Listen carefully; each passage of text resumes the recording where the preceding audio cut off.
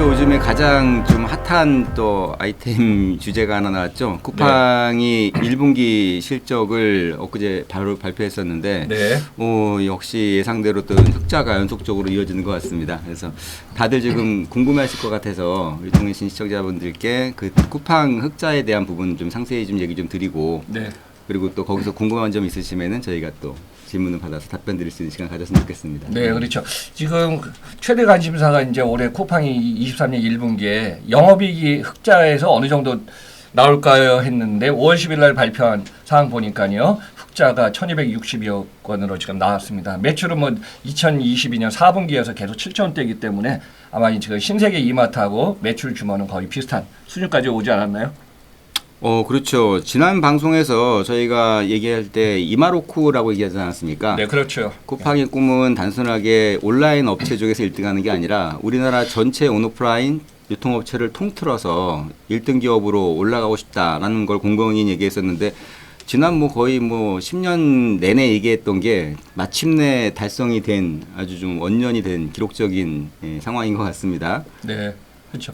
이대로 간다면은 2022년대 이제 세계 유통기업 탑 100 순위에서 60위가 신세계 이마트였고 74위가 쿠팡이었고요. 롯데가 91위였거든요. 아마 이제 순위는 점차 올라갈 것 같고 지금 주목되고 있는 대만도 최근에 보니까 지금 로켓 배송이 3, 4일 해갖고 지금 성공 전략으로 좀 간다고 하더라고요. 그래서 이제 국내 상황도 지금 큰 변수가 좀 나올 것 같습니다. 예, 조금 있다가 대만 상황도 같이 한번 알려보시고 말씀하신 것처럼 일단은 이마트라고 하면은 이마트 단순하게 여러분이 생각하시는 이마트만이 아니라 쿠팡이 얘기하는 이마트 같은 경우에는 그러니까 이마트 플러스 신세계백화점, 이마트 24, 이마트 에브리데이 거기다가 또 이제 스타필드도 있고 또 그 스타벅스 코리아라든지 그런 모든 업종을 다 망라해가지고 그 매출 규모가 우리나라 전체 유통업체에서는 항상 1등을 하지 않았습니까? 네. 근데 1분기 나온 실적이 지금 서프라이즈인 게 드디어 이제 1분기 실적 기준으로 쿠팡이 이마트의 매출, 이마트 신세계 그룹의 매출을 넘어섰다라고 지금 발표가 되지 않았습니까? 네, 그렇죠. 그리고 이제 기업의 규모를 또 예상하고 제가 이제 뒤에서 또 주가도 한번 얘기하겠지만은 최근에 이제 글로벌 시장이 주식이라든가 금융 올해 이제 2023년은 예상했던 대로 하반기도 지금 소비 상황이 좀 주춤할 겁니다. 이 상황에서 이제 주가의 급등 같은 경우는 좀 어렵지만은 그래도 15, 16달러, 17달러 전으로 움직여서 아마 20달러의 모멘텀이 되는 방향에 따라서 이게 투자하신 분들도 많은 여기에 관심 갖고 있을 것 같아요. 네, 맞습니다. 그러면 이제 쿠팡에 대해서 교수님 한번 좀 최신 나온 실적 같은 거 한번 좀 짚어주시죠. 네, 그거 한번 일단은 말씀해 주시면. 박사님께서 언급해 주신 것처럼 전년 대비 일단은 전년 동기, 전년 1분기 대비해서 매출이 20%가 증가한 7,400억 정도, 7조 4천억 정도 매출이 나오지 않았습니까? 네, 그렇죠. 예, 이 다만 환율에 따라 가지고 약간씩은 변동이 되겠지만 이 정도 매출 규모면은 말씀드렸던 것처럼 롯데쇼핑은 물론이건 이마트 그룹 전체를 넘어서는 매출이 나왔다는 게 첫 번째 좀 이슈가 좀 됐었고요.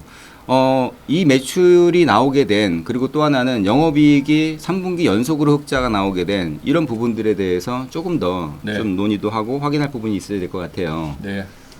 제일 먼저 얘기 드릴 부분이 충성 고객 얘기를 드려야 될 것 같아요. 네, 그렇죠. 계속 방송을 하면서 저희가 쿠팡이 앞으로 우리나라 시장에서는 1등 플레이어로 올라갈 수밖에 없다라는 얘기를 드리면서 그때도 그 얘기 했을 거예요, 아마. 일단은 그 MAU라 그러죠. 월간, 분기당, 연간 활성 이용 고객 수 수준으로 보면은 세 개가 다 왕자의 자리를 차지하고 있지 않습니까? 네, 그렇죠. 연간으로 본다고 그러더라도 연간은 2,400만 명 정도의 그 고객이 이용을 하고 있고 또 분기로 본다 그러면은 분기당으로는 무려 한 1,800만 명 정도가 이용을 하고 있기 때문에 1,800만 명의 고객이 한 번이라도 쿠팡을 이용한다. 3개월에 한 번, 3개월에 한 번이라도 그런 숫자 자체가 국내에서는 어떤 유통업체도 가보지 못한 길이기도 하고요. 또 하나는 이 객수가 늘어나는 것과 함께 객단가가 증가하고 있지 않습니까? 그게 크죠. 예. 네. 객단가가 지금 일반적으로 본다 그러면은 달러 기준으로 환산을 하기 때문에 한 300불 정도로 발표를 했었죠. 한 사람이 구매하는 금액이 분기에 300불 정도니까 한 40만 원 정도. 네, 그렇죠. 한 달로 치면은 거의 한 13만 원 이상. 구매를 꾸준하게 하고 있다는 거죠. 네, 맞습니다. 예. 전년 동기 280달러에서 그래 305달러 정도 잘 나오고 있네요. 그렇죠. 예, 그렇죠.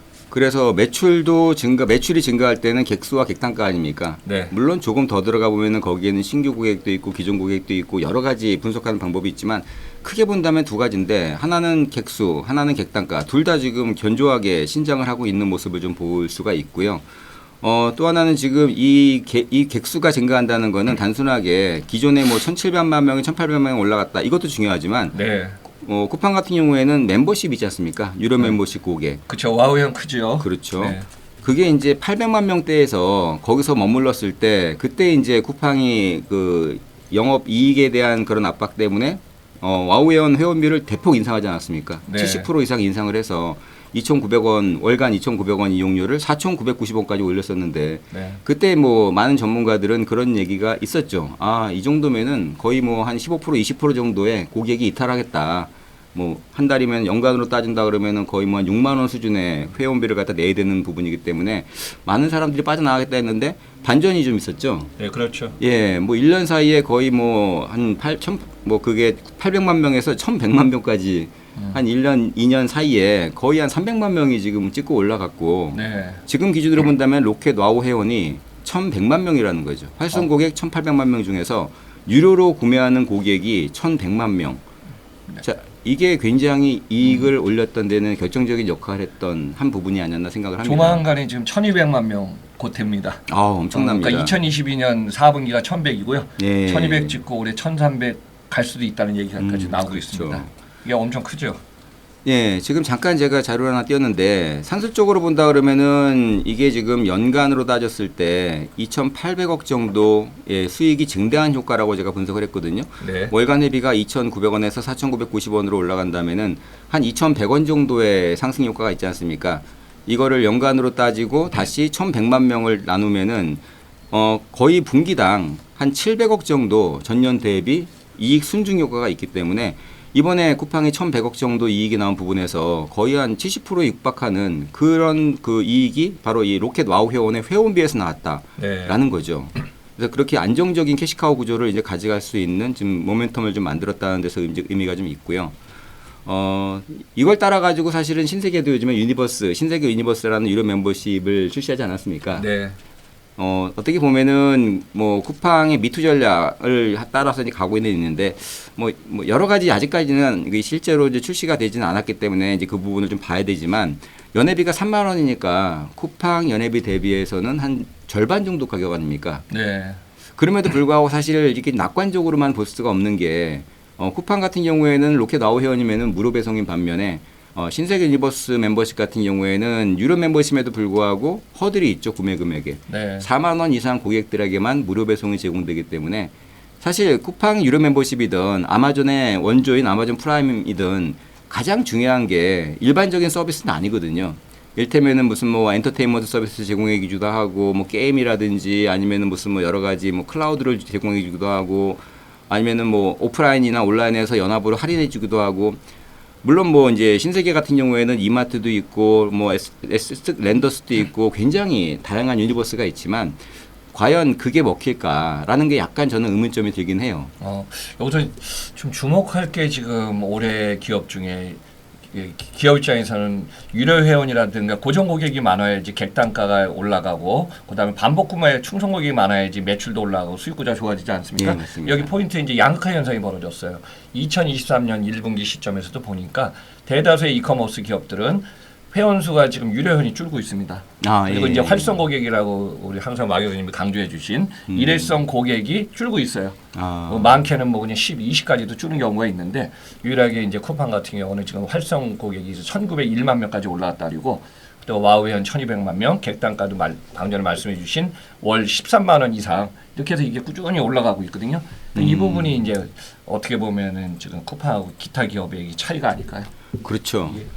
사실 오프라인에서 제가 몸담았던 기업도 네. 국내 최대 유통업체였기 때문에 멤버십 회원수가 3천만 명이 넘었었어요. 네. 그 L 멤버십이었는데 3천만 명이 넘는 멤버를 갖고 있었지만 사실 그게 그렇게까지 이익에 큰 도움 혹은 뭐 이게 고객을 직격하는데 큰 도움이 됐다고는 보지는 않거든요. 네. 무료 멤버십이라는 건 언제든지 빠져나갈 수 있는 거고 또 뭐 가입할 때 뭐 그런 간단한 혜택이라든지 그걸 위해서도 일회성으로 하는 고객들이 워낙 많은 반면에 네. 뭐 쿠팡 같은 경우에는 자진해서 유료로 저렇게 계속 재갱신을 한다는 재계약을 한다는 그 부분이 굉장히 중요한 부분이고요. 네. 멤버십이 저렇게 가입되게 되면은 보통은 한 2배 이상 그 정도의 객단가 차이가 보이지 않습니까?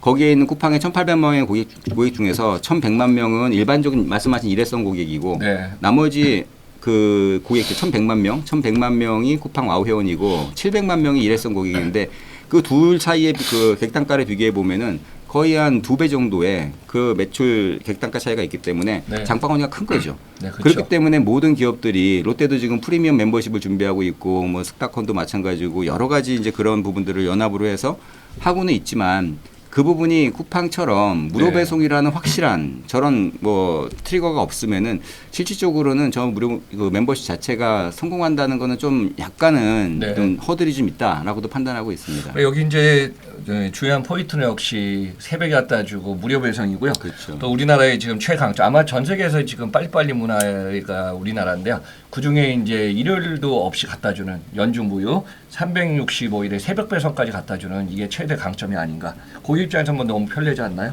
네, 맞습니다. 그러니까 이 부분은 이제 경쟁 기업이라든가 이 기업들이 준비할래도 인프라, 인력, 비용, 네트워크 이런 부분에서 지금 다들 고민하는 것 같아요. 맞습니다.